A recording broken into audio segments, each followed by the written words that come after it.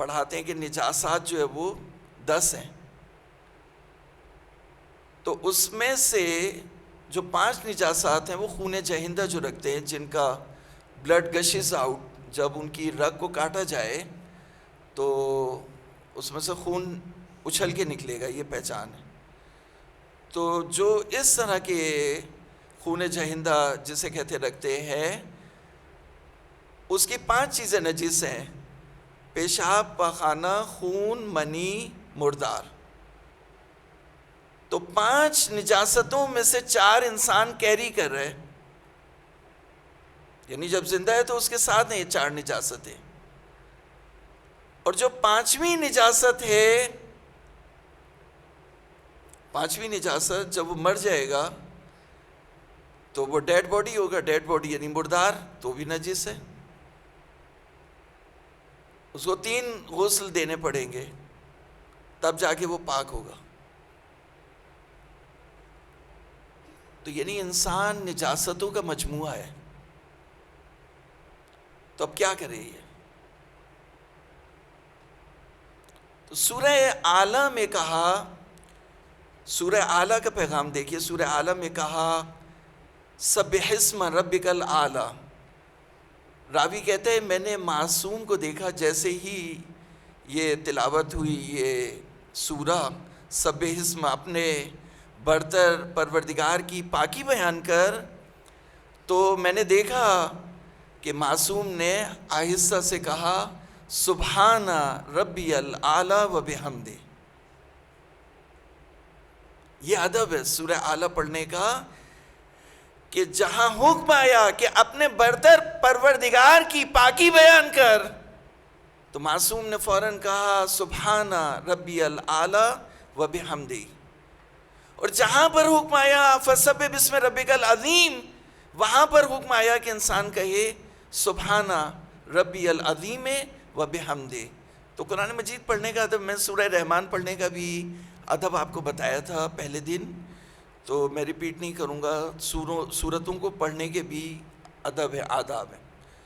اب وہاں پہ کہا سبح اسم ربک الاعلیٰ الذی خلق فسویٰ والذی قدر فہدیٰ والذی اخرج المرعى فجعلہ غثاء احویٰ سنقرئک فلا تنسیٰ الا ما شاء اللہ انہ یعلم الجہر وما یخفی ونیسرک للیسریٰ فذکر ان نفعت الذکریٰ سیذکر من یخشی ویتجنبها الاشقی الذی یصلی النار الکبریٰ ثم لا یموت فیہا ولا یحییٰ۔ یہاں تک ہوگی۔ اس کے بعد جو پیغام دیا وہ یہ پیغام دیا کہ قد افلح من تزکیٰ، کامیاب وہ ہوگا جو بہت زیادہ خود کو پاک کرے، وہ کامیاب ہوگا۔ ایک ملینر ہو جس کے بہت زیادہ بنگلے ہوں، اور ایک جو ہے وہ جھونپڑی والا ہو، دونوں کو قبر ملے گی، اس کو بھی قبر ملے گی، اس کو بھی قبر ملے گی۔ تو قبر ملنے کے بعد دونوں برابر ہیں، دونوں کا سٹیٹس جو ہے وہ پیسے کے لحاظ سے جو ہے وہ ویسے بھی دونوں کا سٹیٹس برابر ہے، بلکہ اس کے لیے جو مال ہے وہ وبال جان بن سکتا ہے، اس کے لیے جو ہے وہ وبال جان نہیں ہے۔ تو اب آپ دیکھیے کہ تو پیسہ تو موت پہ زیرو ہو جاتا ہے، اور ہارڈلی آپ 65 ایئرس جو ہے وہ نارمل ایج ہے۔ اب جیسے ہم جیسے لوگ ہیں 55 پہ پہنچ گئے، اب 10 سال ہی رہ گئے 65 تک پہنچنے کے لیے، وہ بھی اگر پہنچے تو آپ دیکھیں کہ ہم کہاں کھڑے ہیں۔ تو اگر ہم پیسے کی طرف جائیں تو پیسہ تو کامیابی نہیں لے کے آ رہا، کیونکہ ہمیں آگے کی طرف جانا ہے۔ تو کہا قد افلح من تزکیٰ۔ روایات میں، اچھا میں اس سے ایک جملے کا معنی کروں، آپ سورہ اعلیٰ نکالیے تو میں اس سے ایک جملے کا جو ہے وہ اس کو تھوڑا سا پہلے پیچھے کی طرف جائیں گے تو یہ سورہ اعلیٰ آپ کو مل جائے گی، اس کا نمبر 87 ہے، میں دیکھ نہیں پا رہا، تو 87 جی دیکھیے، اسی کے نیچے لکھا ہے قد افلح من تزکیٰ۔ کامیاب ہو گیا جس نے خود کو بہت زیادہ پاک کیا اور اپنے رب کا نام لیا، نماز پڑھی. کہا یہ وہ شخص ہے جو چاند رات میں زکوٰۃ فطرہ نکالتا ہے اور صبح جب ہوتی ہے تو اللہ اکبر اللہ ما ہدانا، اللہ اکبر کہتا ہوا نماز عید کی طرف بڑھتا ہے. فصلی یعنی نماز عید ادا کرتا ہے. یعنی کیا؟ اس کا مطلب کیا ہے؟ اس کا مطلب یہ ہے کہ 1 مہینے تک اس نے روزہ رکھا، یعنی اپنے جسم کو پاک کیا. ساری رات اس نے نمازیں پڑھی، دعائیں کی، عبادتیں کی. ماہ مبارک رمضان کی شب قدر اس نے گزاری، اور جب چاند رات آئی تو اس نے اپنا مال پاک کیا اور صبح اللہ اکبر کہتا ہوا نماز عید کی طرف بڑھ گیا. یہ شخص کامیاب ہے. یعنی اے انسان، جب نجاستیں تیرے ساتھ مختلف طرح کی نجاستیں لگی ہوئی ہیں تو صرف وضو کر کے تو پاک نہیں ہو سکتا، صرف طہارت کر کے تو پاک نہیں ہو سکتا، تجھے کچھ اور بھی کرنا ہوگا. کیا کرے؟ کہا کہ اپنے پہلا مرحلہ طہارت کا ہے. اگر کوئی شرع نہیں جانتا ہو، حلال حرام نجس پاک نہیں جانتا ہو، تو وہ اس مرحلے سے بھی جو ہے وہ آ رہی ہے، اس مرحلے تک بھی نہیں پہنچا. اس کے بعد پھر وہ وضو کرتا ہے. وضو کرنے کے بعد مولا متقیان امیر مومنان نے فرمایا کہ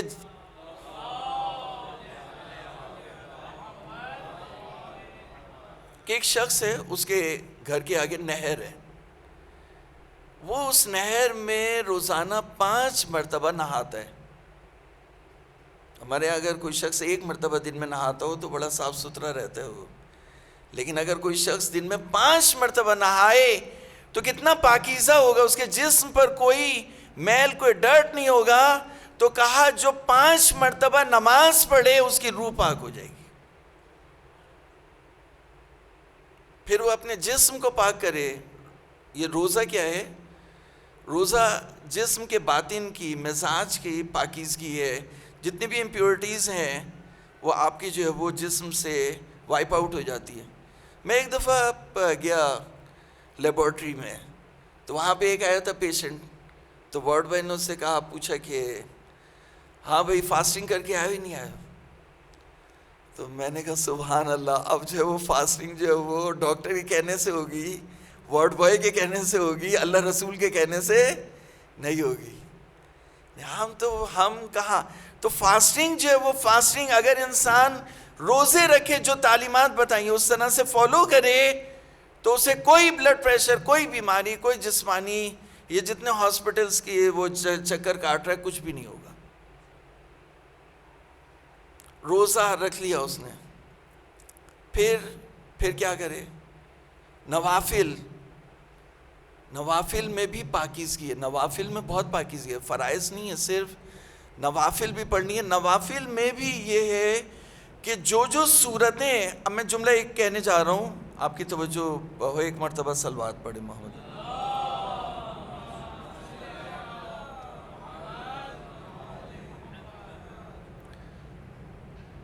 ہمارا وقت جو ہے وہ ختم ہونے کے قریب ہے. تو بہرحال ابھی جو ہے وہ اس بات کو میں کمپلیٹ کروں تو اس پوائنٹ کو کمپلیٹ کر کے پھر جو ہے وہ وائنڈ اپ کرنے کی طرف جائیں گے.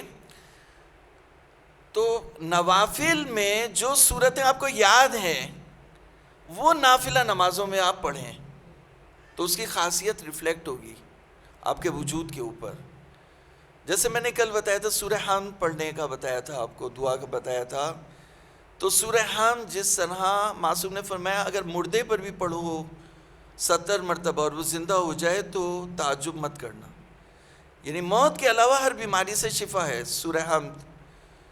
تو جب ظاہری لحاظ سے، ظاہری زندگی کے لحاظ سے سورہ حمد شفا ہے، تو باطنی زندگی کے لحاظ سے، ایمان اور عقیدے کے لحاظ سے، ہدایت اور گمراہی کے لحاظ سے بھی شفا ہے.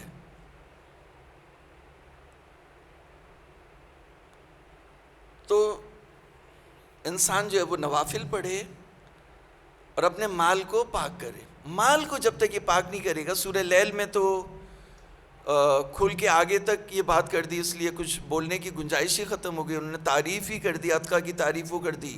جو مال دے آتا واتقى وصدق بالحسنى، اور یکات عتقہ الذی یؤتی مالہ یتزکیٰ، اور اشقا کی تعریف کی کہ من بخل واستغنى وکذب بالحسنى. تو مال کو جب تک وہ پاک نہیں کرے گا اس کا وجود میں نجاست رہے گی. تو وہ انسان جو ان تمام تعلیمات پر عمل کرے وہ کامیاب ہو جائے گا، وہ پاکیزہ ہوگا. اور جو اپنے آپ کو چھپائے، اپنے آپ کو اچھا بنانے کی کوشش کرے، اپنے آپ کو ظاہر کرنے کی کوشش کرے، صاف کپڑے پہننے سے انسان پاکیزہ نہیں ہو سکتا جبکہ اس کا باطن جو ہے وہ خراب ہو. یعنی اس کے وجود میں جو برائیاں، اخلاقی برائیاں ہیں، اب ان میں سے ایک جو ہے وہ دنیا سے محبت ہے یا مال سے محبت اور دوستی ہے، وہ جب اللہ کی راہ میں پیسہ خرچ کرے گا وہ اس سے نکلے گی.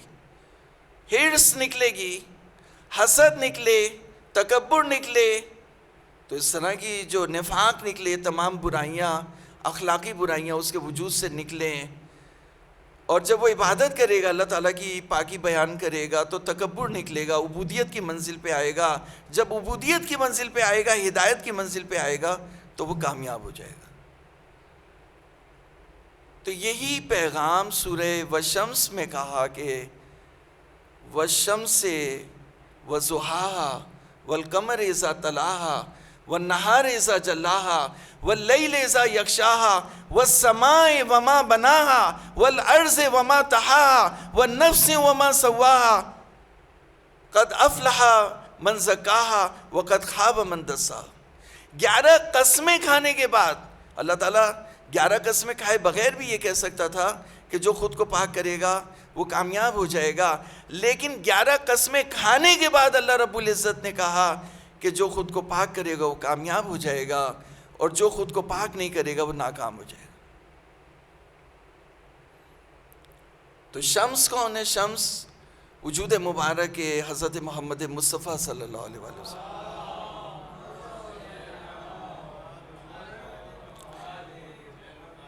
تو جہاں شمس ہوتا ہے وہاں نہار دن ہوتا ہے، جہاں سورج نہیں ہوتا وہاں رات ہوتی ہے، اور جب رات نہیں ہوتی تو وہاں چاند ہوتا ہے. تو جہاں سورج ہے وہاں چاند ہے، اور جہاں محمد ہے وہاں علی ابن ابی طالب ہے.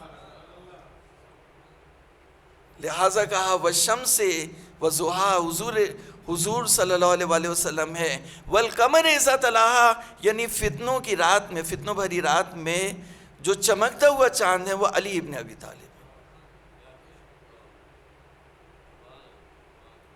والنہار واللیل اذا یغشاها، دیکھیں اس میں جو وہاں پر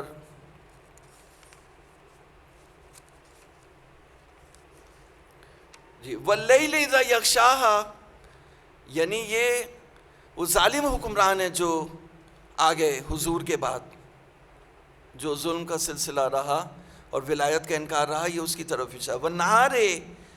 والنہار اذا جلاها، یہ ہدایت کے امام ہیں، 11 اماموں کی طرف، حضرت علی کے علاوہ جو 11 امام ہیں ان کی طرف اشارہ.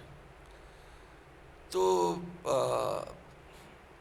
ہمارے لیے جو کل میں نے صراط مستقیم بتایا تھا، وجود مبارک کے امام زمانہ اجل اللہ تعالیٰ فرجہ الشریف ہیں،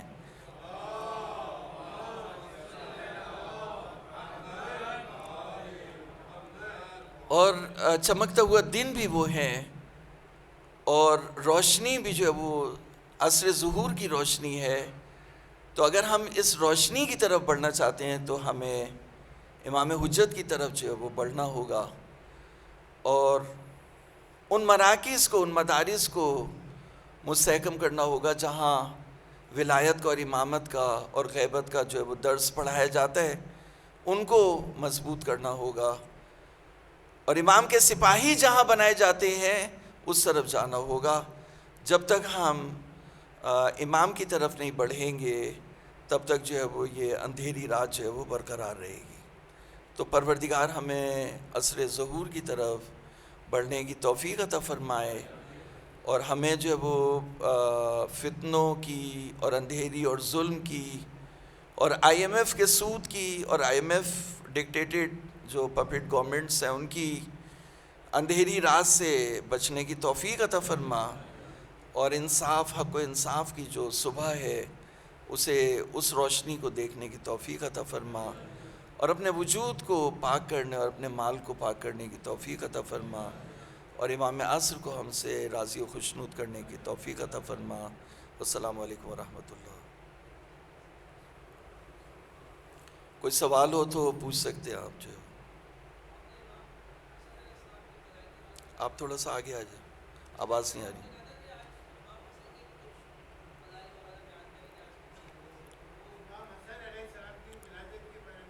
جی جی، ایک مرتبہ صلوات ہدیہ کریں۔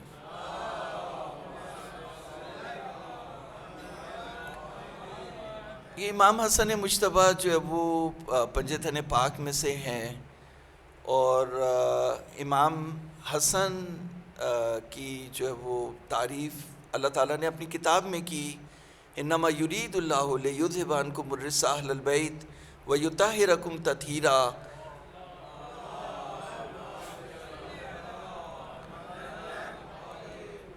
جب یہ آیت کریمہ اتری تو جو 5 تن چادر کے اندر تھے اس میں امام حسن مجتبیٰ بھی تھے، یعنی اللہ رب العزت نے، جبریل امین نے، اللہ کے آخری رسول نے جو چادر کے اندر ہیں ان کی عصمت اور طہارت کی گواہی دی، تو اس یعنی امام حسن کے بارے میں گواہی دی کہ یہ بھی عصمت اور طہارت کے درجے پر فائز ہے۔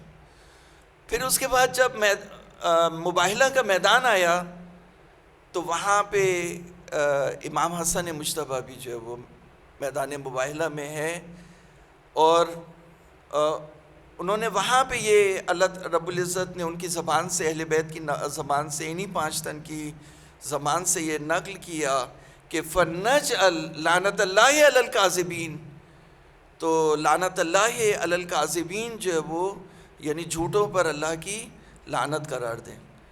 تو اس کا مطلب یہ ہے کہ جو جھوٹوں پر اللہ کی لعنت قرار دیں گے، وہ یہاں کے جو وہ سینیٹرز اور وہ نہیں ہیں جو صادق اور امین بنے بیٹھے ہیں، وہ نہیں ہیں، وہ صادق وہ ہیں جن میں اتنی طاقت ہے کہ اللہ کی لعنت کو جھوٹوں کے اوپر نازل کریں اور عذاب آ جائے ان کو ہلاک کر دیں، وہ صادق ہیں۔ تو صادقین کی تعریف بھی وہاں پہ آ گئی، اور یہ بھی ثابت ہو گیا کہ امام حسن جو ہے وہ صادقین میں سے، جیسے جب فرمایا کہ تعالو نتلو ابناءنا، قل تعالو ندعو ابناءنا و ابناءکم و نساءنا و نساءکم وانفسنا وانفسکم ثم نبتہل فنجعل لعنت اللہ علی الکاذبین۔ تو ابناءنا کا جو مصداق ہے وہ امام حسن اور امام حسین، یہ دوسری فضیلت ہوئی۔ تیسری فضیلت جب یہ آیت کریمہ نازل ہوئی، قل لا اسألکم علیہ اجرا، سورہ شورى میں ہے، یہ 22ویں 23ویں آیت کریمہ ہے سورہ شورى کی، 42 نمبر ہے، چیپٹر ہے سورہ شورى۔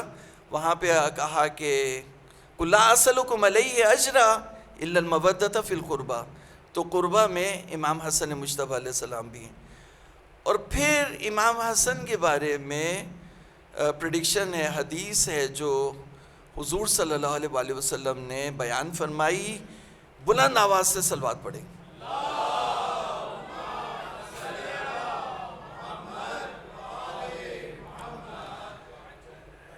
اب یہ اہل سنت کی روایت ہے، جو پہلے میں اس کو بیان کر دوں حدیث کو، پھر اس کے اوپر تجزیہ نقل کروں گا، کہ حدیث جو انہوں نے نقل کی اس کے مطابق فرمایا ان ابنی ھذا سید وسیصلح اللہ بہ بین فئتین من المسلمین، من المؤمنین یا من المسلمین، کہا میرا یہ بیٹا سید و سردار ہے، ان ابنی ھذا سید، میرا بیٹا سید و سردار ہے، اور اللہ تعالیٰ اس کے توسط سے مسلمانوں کے 2 گروہ میں صلح و آشتی کو برقرار کرے گا۔ تو حدیث جو پارشلی تو سچی ہے لیکن پارشلی جھوٹی بھی ہے، کیونکہ حضور نے یہ نہیں فرمایا تھا کہ مسلمانوں کے 2 گروہ میں بلکہ کہا تھا اہل ایمان اور باغی گروہ، اس لیے کہ حضور کی جو معتبر حدیث ہے، عمار یاسر کو بشارت دی تھی، ابشر یا عمار تقتلک الفئۃ الباغیہ، عمار تمہیں بشارت ہو تمہیں باغی گروہ قتل کرے گا۔ تو جس کو حضور نے باغی کہا اسے ہمارے مسلمانوں نے جو ہے وہ کچھ اور بنایا، صحابی بنایا۔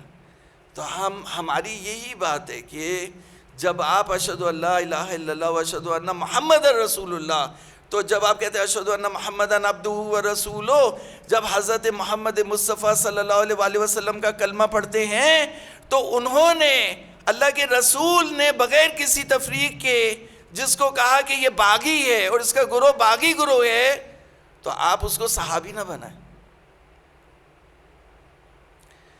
میں نے ابھی ایک کلپ دیا، یہیں پہ میں بات کو جو وہ ختم کر رہا ہوں، اور امام حسن کے بے شمار فضائل ہیں جو کبھی اور بیان کیے جا سکتے ہیں، کہ اسی پہ میں بات یہاں پہ ختم کروں گا کہ وہ کہتے ہیں صحابہ اور اہل بیت، صحابہ اور اہل بیت۔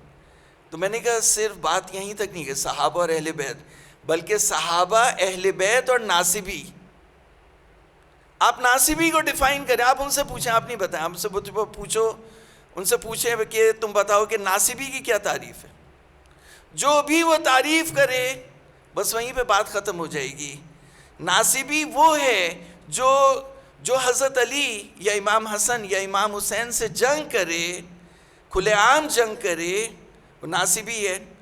جو ان کا بغض اپنے دل میں رکھے، کیونکہ اہل سنت بہت زیادہ مقام کے قائل ہیں اہل بیت کے لیے، ہم سے کوئی جو جتنا مقام ہم دیتے ہیں اہل بیت کے لیے، ان کا مسئلہ یہ ہے کہ وہ تبرہ کے قائل نہیں ہیں، ہم تبرہ کے قائل ہیں، ہم تولا اور تبرہ دونوں، لیکن اگر مقام کی بات کریں تو اہل بیت کو وہ زیادہ ہی مقام دیتے ہیں، کم مقام نہیں دیتے۔ تو یہ بات ان کو سمجھانے کی ہے کہ جو اہل بیت سے بغض رکھے، جو حضرت علی سے بغض رکھے، وہ منافق ہے، اور جو کھل کے ان سے جنگ کرے وہ ناصبی ہے، اور جو ناصبی ہے وہ صحابی نہیں ہے، وہ رضی اللہ نہیں۔ سارا جھگڑا یہیں پہ ختم ہو جائے گا۔ کوئی اور سوال ہو تو بتائیے، مسائل شریعہ کے حوالے سے بھی کوئی سوال ہو تو پوچھ سکتے ہیں۔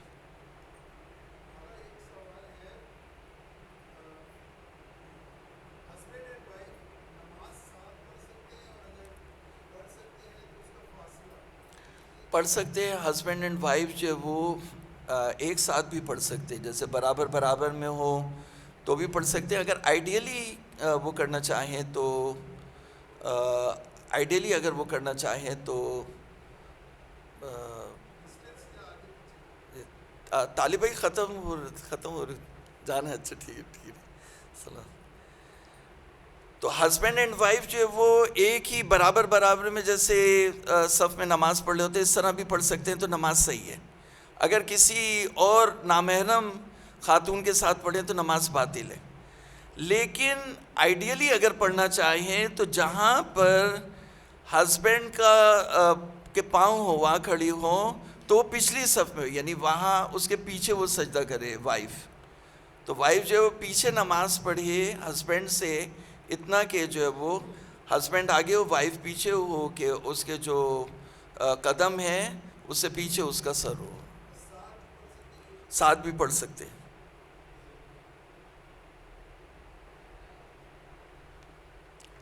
شکریہ، ٹھیک ہے، صلوات پڑھیں۔ جی صاحب۔